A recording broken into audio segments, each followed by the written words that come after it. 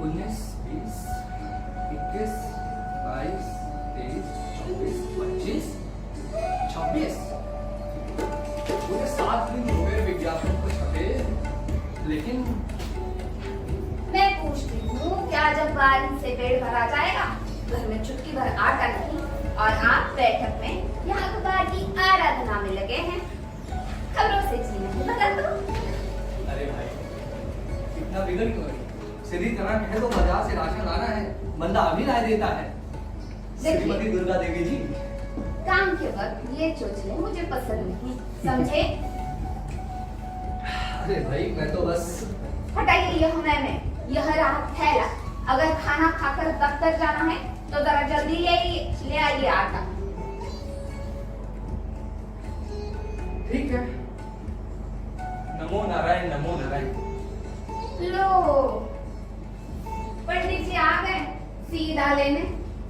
इस महंगाई के जमाने में यह लोग सोचते ही नहीं कि भी जमल के यहाँ से 100 रुपये तनख्वाह पाने वाला बाबू दान पुण्य कहाँ से करेगा। शायद दाल जल रही है दुर्गंध तो कुछ ऐसी आ रही है, तो आज भूखा ही जाना पड़ेगा। भगवान ही बचा ऐसी बीवी से। नमो नारायण नमो नारायण। यजमान लगता है आज बहू जी से फिर से कुछ बने बनेंगे। पंडित जी आप तो उनके स्वभाव से परिचित हैं। खैर मुझे बाजार से राशन लाना है, आज जरा जल्दी बताइए कुंडली से क्या पता चला? यही सब तो बताना है। यह लीजिए आपकी जन्म पत्री। और पंडित जी ये जन्मपत्री लेकर क्या करूं? अब आप ही बताइए कि बताता हूँ। आपका नाम मदन है ना, तो इस हिसाब से आपकी राशि सिंह हुई। पंडित जी मेरी राशि सिंह है या बकरी, मुझे इससे कोई सरोकार नहीं। आप मुझे बताता हूँ।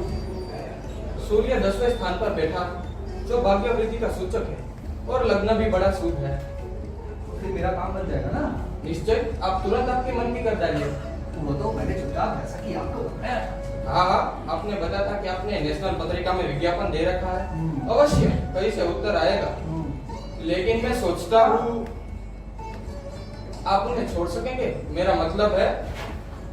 मैं समझ गया पंडित जी, आप तो उन्हें जानते ही नहीं हैं, अब उनसे मेरा निभाव नहीं हो सकता। मुझे अपने जीवन को सुखी बनाने के लिए मुझे कहीं और।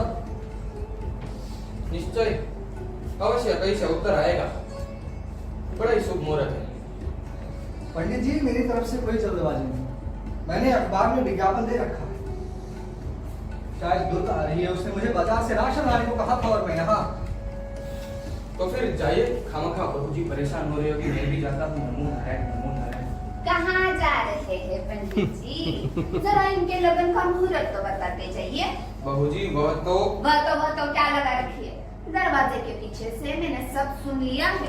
दुर्गा तुम्हें बहुत बुरी आदत है, जासूसों की तरह। शायद मेरी इसी बुरी आदत के कारण अब दूसरी शादी करने की तैयारी कर रहे हैं। दूसरी शादी? नमो नारायण बहू जी आप क्या कह रही है? कैसा नाटक कर रहे हैं दोनों? कुंडली देख ली, शुभ मुहूर्त तय कर लिया, लगन तय कर लिया, और अब अनजाना बनकर पूछ रहे हैं दूसरी शादी कैसे? दूसरी शादी होने में अब कसर क्या रह गई है? मैं पूछती हूँ पंडित जी, मुझसे ही रोज दान दक्षिणा लेकर मेरा ही सत्यानाश करने की आपको यह सूझी क्या?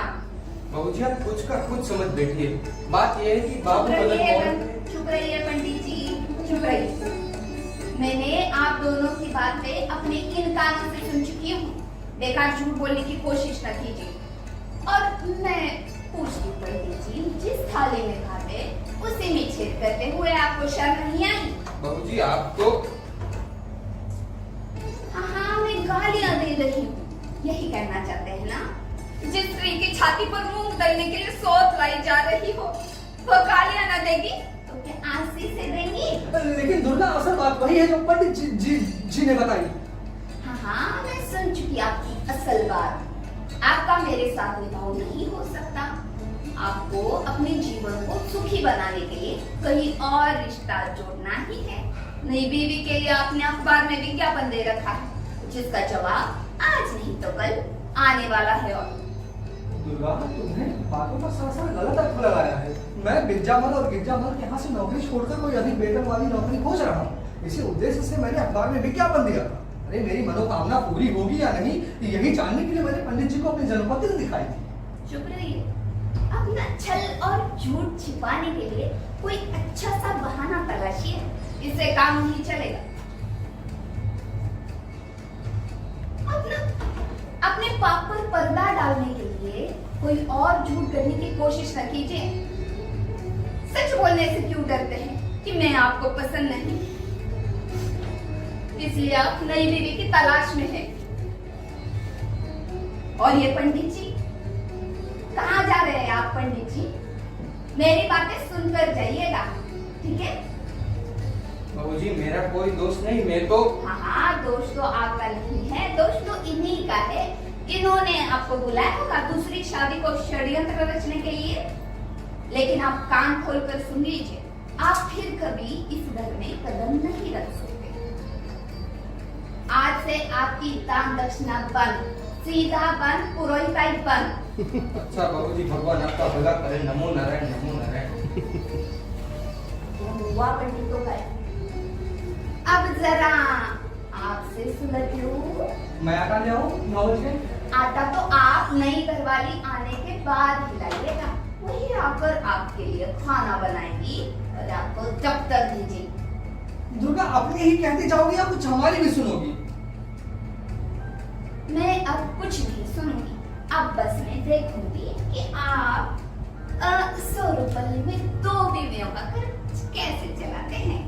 अभी जामल की फर में महीना भर लोहा कूटने के आपको 100 रुपये ही तो मिलते हैं। दुर्गा यहाँ क्या जुल्म कर रही हो? के काम को लोहा कूटना बताती हो। घबराइएगा नहीं, आपके नई होने वाली बीवी के यहाँ से कोई आदमी यहाँ पे मौजूद नहीं है जो सुन रहा है।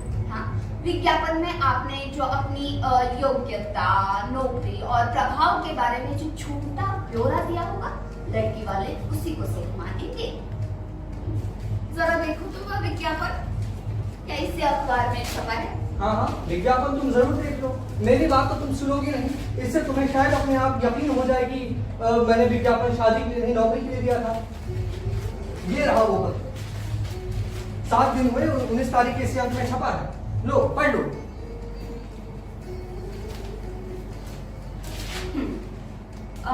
नौकरी चाहिए एक अनुभवी तथा योग्य टाइपिस्ट को जो शॉर्ट हैंड भी जानता है और अभी एक प्रसिद्ध फर्म में काम कर रहा है। अधिक वेतन के लिए परिवर्तन चाहता है। पत्र व्यवहार के लिए पता बॉक्स नंबर 3112 नेशनल पत्रिका। यार कैसे मैं मान लूं कि यह विज्ञापन आप ही ने दिया है? इस पे तो आपका नाम तो है नहीं, सिर्फ खाली बॉक्स नंबर 3111 दे रखा है। देवी जी, अखबारों की आवश्यकता के स्तंभ में नौकरी, शादी, ब्याह, कामकाज संबंधी जो विज्ञापन छपते हैं उन्हें बॉक्स नंबर ही दिया जाता है ताकि विज्ञापन दाता का नाम और पता गुप्त रहे और उस बॉक्स नंबर के पते पर जो उत्तर आते हैं ना, वो विज्ञापन वाले उन्हें इकट्ठा करके विज्ञापन दाता को भेज देते हैं। यह तो मैं सब समझती हूँ, लेकिन मैं यह कैसे मान लूं कि बॉक्स नंबर 3111 आप ही का है? मैं तुम्हें अखबार वालों का व्हाट्सएप दिखाता हूँ जिसमें उन्होंने मेरा बॉक्स नंबर सूचित किया। जरा मैं भी देखूं। ये रही वो फाइल और ये रहा वो पत्र, लो पढ़ लो।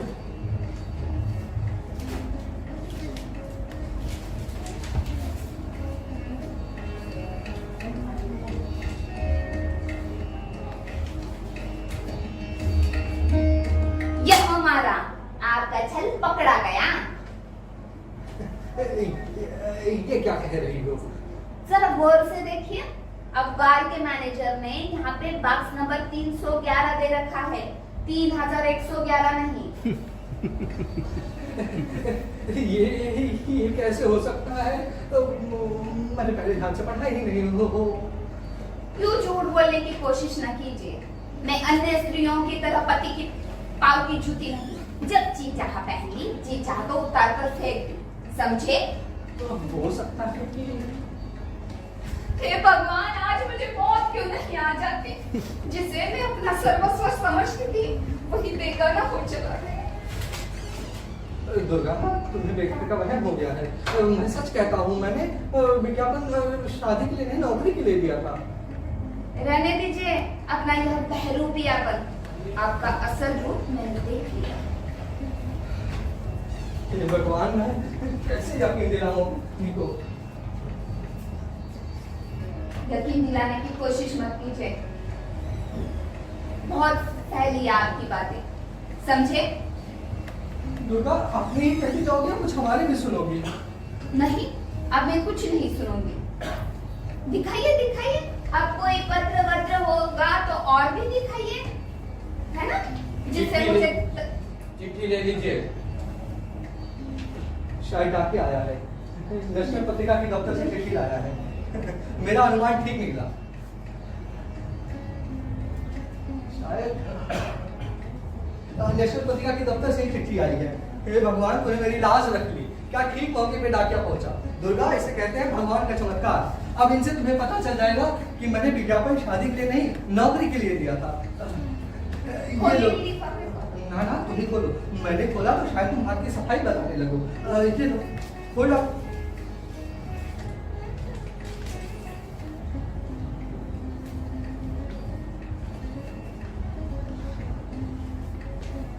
जी हाँ, सच्चाई मालूम हो गई है।